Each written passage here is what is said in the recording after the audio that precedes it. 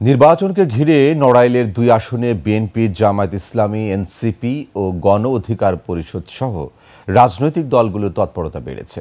BNP সহ অন্য দলগুলো পিছিয়ে থাকলেও জামায়াত এবং ইসলামী আন্দোলন আসনগুলোতে প্রার্থী চূড়ান্ত করছেন তারা নিয়মিত গণসংযোগ। ফরহাদ খানের তথ্য ছবিতে ডেস্ক রিপোর্ট।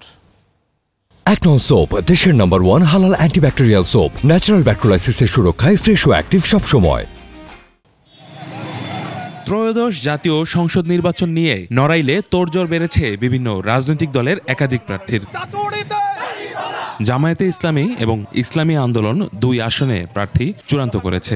সকাল সন্ধ্যা জনসংযোগ করে দিচ্ছেন তারা নানা প্রতিশ্রুতি। মনোনয়ন দেওয়ার পর ইতিমধ্যে আমি সকল সেন্টার 147টি সেন্টার, 20টি ইউনিয়ন, 2টি পৌরসভার প্রত্যন্ত এলাকায় ছুটে গিয়েছি। প্রত্যেকের বাড়ি বাড়ি, প্রত্যেকের দোরগোড়ায় এবং যে যতটুকু পাওয়া দরকার সুযোগ সুবিধা ইনশাআল্লাহ যথাযথভাবে সকলে সেই সুযোগ সুবিধা পৌঁছে দেওয়ার আপ্রাণ চেষ্টা করব। দাড়িপাল্লার পক্ষে ভোট চাইবেন, ন্যায় ইনসাফভিত্তিক সমাজ প্রতিষ্ঠার জন্য প্রত্যেকটা চায়ের দোকানে আপনারা আওয়াজ তুলবেন।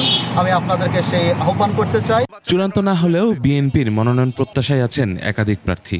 এই শিবিরে মনোনয়ন প্রত্যাশীদের প্রতিযোগিতা অভ্যন্তরীণ সমীকরণে বড় প্রভাব ফেলবে বলে মনে করছেন অনেকে। দিনের ভোট রাতে দিয়েছে, ইনশাল্লাহ রাতের ভোট আর দিনে দেওয়া লাগবে না, ইনশাল্লাহ দিনের বেলায় ভোট দিতে পারবে। নড়াইল একে কখনো তারা ভালো সংসদ সদস্য পায় নাই, যার জন্য এলাকা এত বেশি অনুন্নত যে বাংলাদেশের যে কোনো এলাকা থেকে পিছিয়ে আছে। প্রতিটি দফা মানুষকে বোঝানোর জন্য আমি চেষ্টা করে যাচ্ছি প্রতিনিয়ত।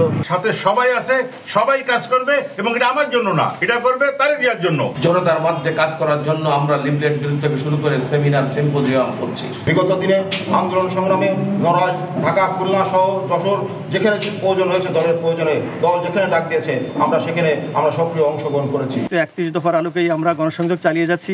ইতিমধ্যে আপনারা দেখছেন সেই সরব উপস্থিতি, সেটা নিয়ে যে উচ্ছ্বসিত লোকজন। নতুন দল হলেও তরুণ নেতৃত্বে আধুনিক নড়াইল গড়ার প্রত্যয়ে পিছিয়ে নেই জাতীয় নাগরিক পার্টিও। জনগণকে নিয়ে আগামীর নড়াইল দুই আসনকে সুন্দর সুশৃঙ্খলভাবে গঠন করতে পারে সেই আশা রেখে আমি আমার কাজ চালিয়ে যাচ্ছি। নড়াইলের দুই আসনে মোট ভোটার 6,74,864 জন। তারা চান সুষ্ঠু ও নিরপেক্ষ নির্বাচন। ইউসুফ হাসান নাইম, 21 টেলিভিশন।